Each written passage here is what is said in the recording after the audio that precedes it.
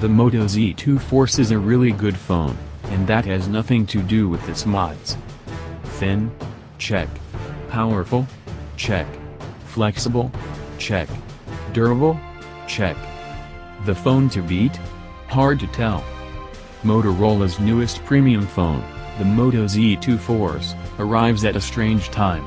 The biggest and best phones of the year are right around the corner, most likely Samsung's Galaxy Note 8, the next iPhone, or iPhones, and an expected Google Pixel 2.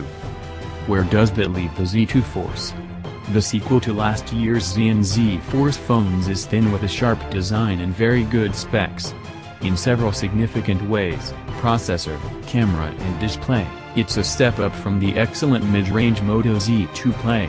And, it adds Motorola's shatter-resistant Shatter Shield, a feature that used to be a Verizon exclusive on the older Z Force.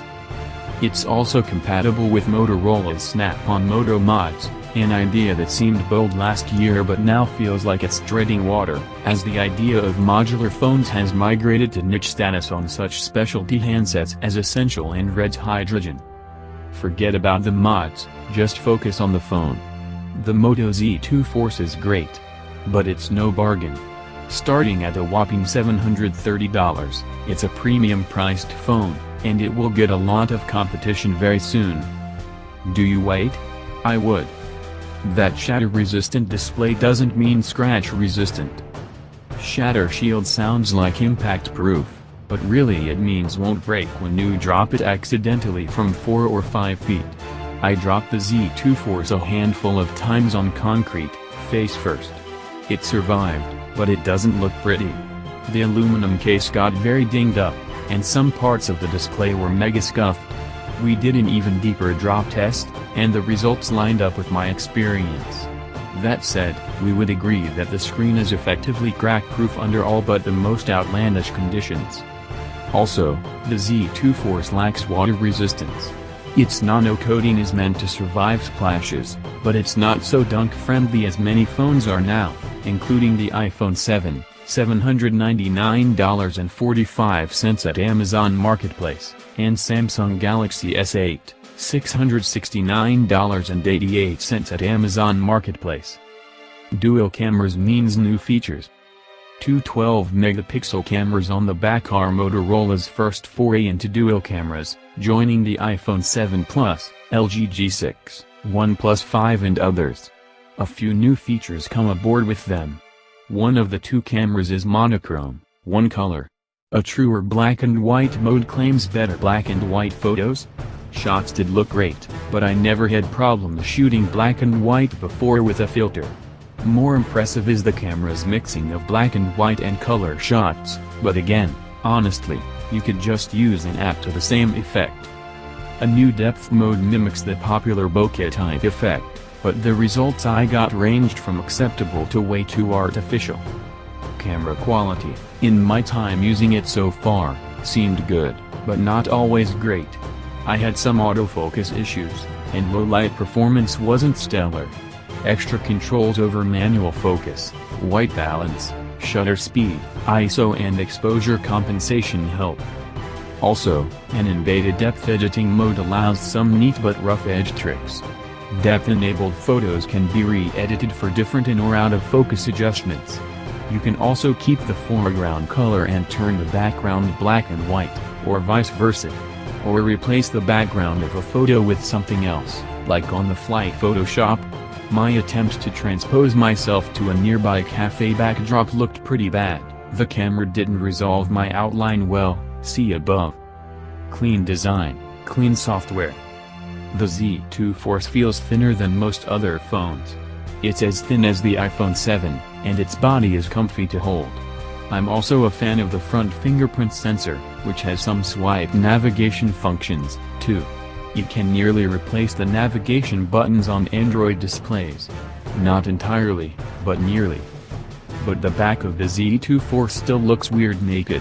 The dual camera juts out of its circular housing, and exposed gold-coated pins for the Moto mods line the bottom of the phone's back like an exposed game cartridge from the 80s.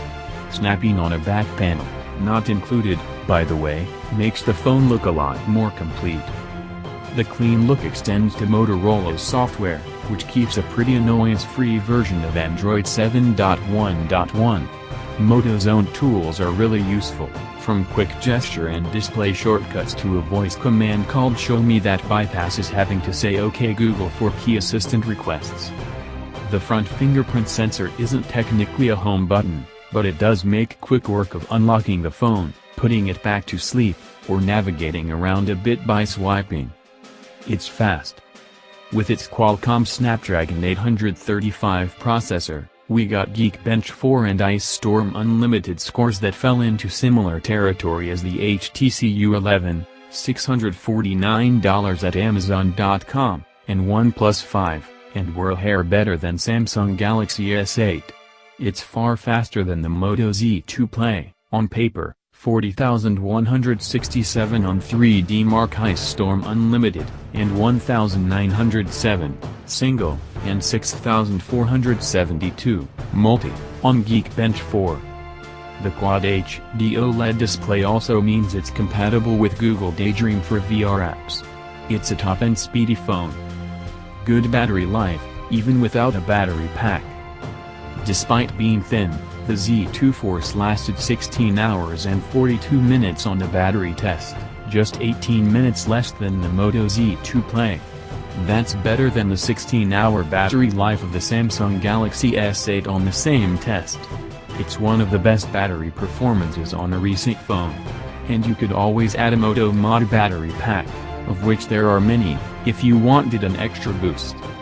I'm glad it doesn't need that boost, though, because it's bothersome that the Z2 Force did get thinner and reduce its overall battery capacity. That was part of the appeal of the phone a year ago, and now, by offloading that to separately sold accessories, it also means tacking on extra money to your potential Moto Z2 Force purchase. Mods, still not worth it, mostly. Motorola's investment in modular accessories remains experimental. I still don't find that I use them much. The newest mod, a 360-degree camera, costs a whopping $300 on top of the cost of the phone. It's fun to use. I easily attached it and started recording some decent 360-degree photos and videos. Do I need it? Absolutely not. And there are non-mod 360-degree cameras you could buy instead of this. Motorola's other mods include a crazy mini projector, a zooming camera lens, fashion design back covers, an upcoming game controller, a kickstand speaker by JBL and a boatload of battery packs. They're sometimes fun, but I don't think I'd buy more than one as a novelty. And where would I keep all these mods, anyway? The projector mod is being given away for a limited time, through September 9th, as a bonus, which is a nice freebie. But I'm still not sold on the future of modular phones. Not these types of mods, at least. It's still a great phone, though. Add up the processor boost, battery life, compact size and decent camera quality, and the Moto Z2 Force is a great phone. But it's also expensive. At around $730, it's in premium territory. Samsung's next big phone, the Note 8, is around the corner. So is the next iPhone. And the next LG phone. And the next Google phone. When the dust settles, the Z2 Force could still be a great choice. But that's a big if. The less expensive Z2 Play is probably the better bet, but the Z2 Force is the better phone.